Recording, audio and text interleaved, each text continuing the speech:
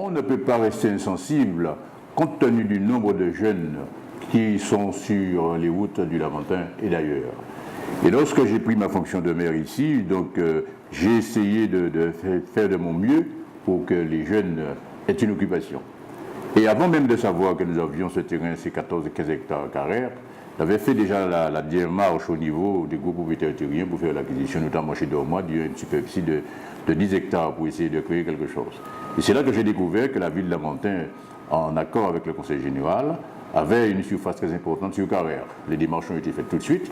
Et l'idée, c'était de créer cette ferme d'insertion pour permettre à beaucoup de jeunes Martiniquais de pouvoir travailler, de trouver un emploi, de se valoriser. Et c'est ainsi que la ferme de Carrère a été créée.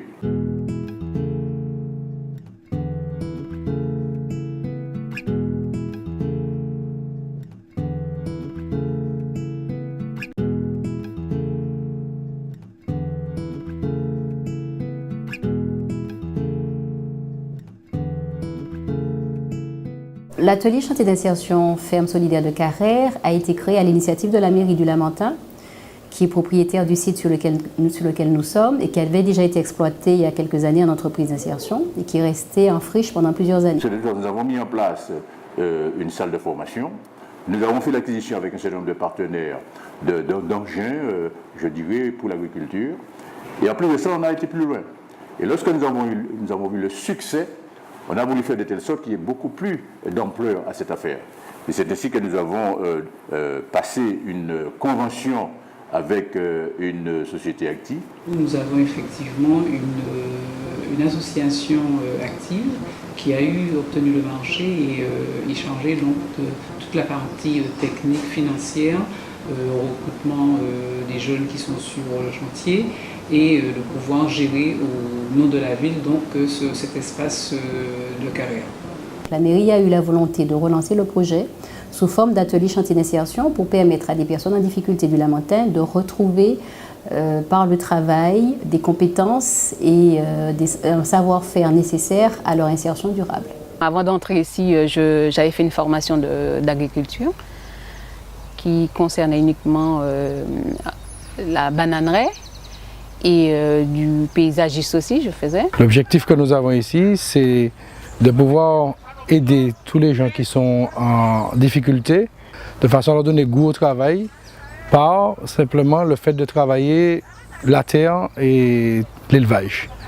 Nous ne sommes pas là pour former des agriculteurs spécifiquement, c'est le fait qu'ils retrouvent du travail.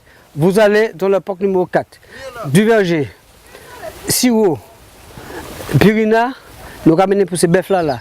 Nous pourrons utiliser ça, quitter ça que du bruit. Alors, cela fait 1 an que je suis à la ferme et ce que j'ai constaté par rapport aux salariés, lorsqu'ils sont tout nouveaux, ils ne sont pas souvent prêts à travailler et c'est par rapport au groupe, parce que nous avons des anciens qui les resocialisent, qui les remobilisent vers le travail, qui les emmènent vraiment à se redynamiser dans le groupe. Et aussi on a instauré, et aussi c'est par rapport au petit déjeuner qu'on a instauré, qu'il y a une complicité entre eux, une vie familiale. Oui, ça nous apprend, pour moi c'est un chantier d'insertion parce que ça nous apprend comment faire les choses, quoi.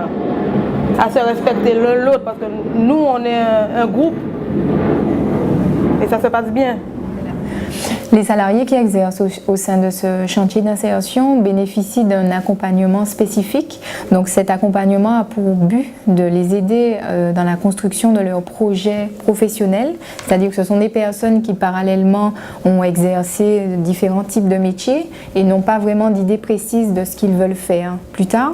Donc l'accompagnement a pour but de vraiment clarifier cet objectif professionnel. Et parallèlement à ça, ce sont des publics qui rencontrent des difficultés sur le plan social. Donc des problématiques de logement, de santé, financière, des difficultés administratives, notamment par exemple monter un dossier administratif.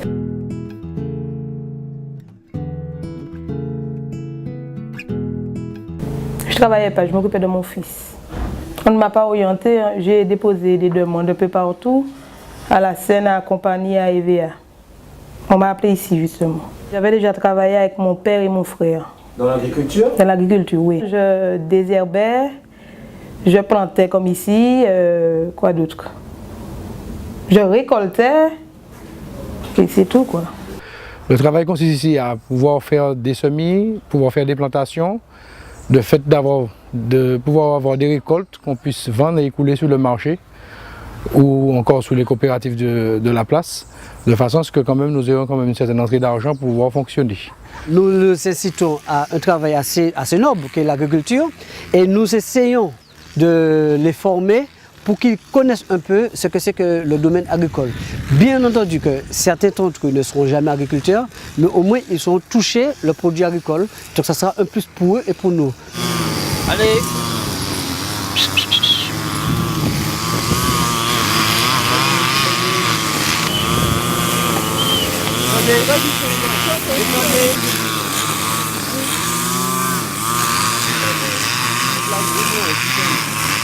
Si j'ai été suivie par l'accompagnatrice pendant tout le long du parcours. Oui, voilà. À chaque fois on avait besoin d'elle, elle était là, elle était très à l'écoute. Les projets de formation divergent puisque certains font des formations courtes, comme notamment les formations transport, les CACES, les formations poids lourds, et d'autres vont vers des projets un petit peu plus longs, c'est-à-dire des formations de 12 mois minimum.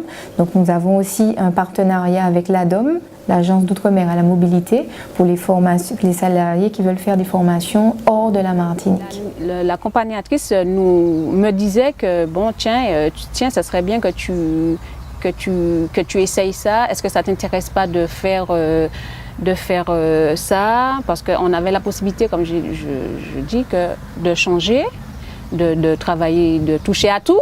Alors c'est par rapport à ça, je dis qu'elle était très importante, c'est-à-dire qu'elle était très à l'écoute, elle nous permettait de faire plusieurs choses, de découvrir plusieurs choses.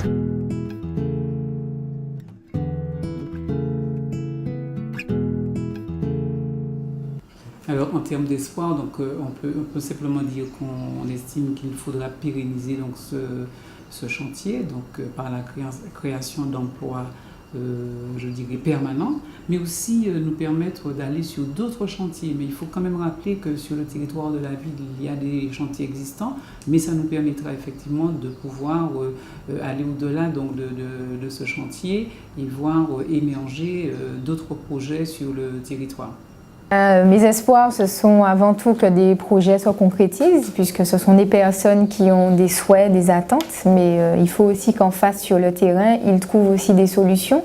Donc ce serait bien aussi que les entreprises, les employeurs jouent le jeu en termes de propositions d'embauche pour que ces personnes puissent s'épanouir professionnellement. J'aimerais également que les autres collectivités territoriales prennent exemple sur la ferme d'insertion de carrière pour dupliquer cette action sur leur territoire pour permettre effectivement au plus grand nombre de bénéficier d'un tel dispositif.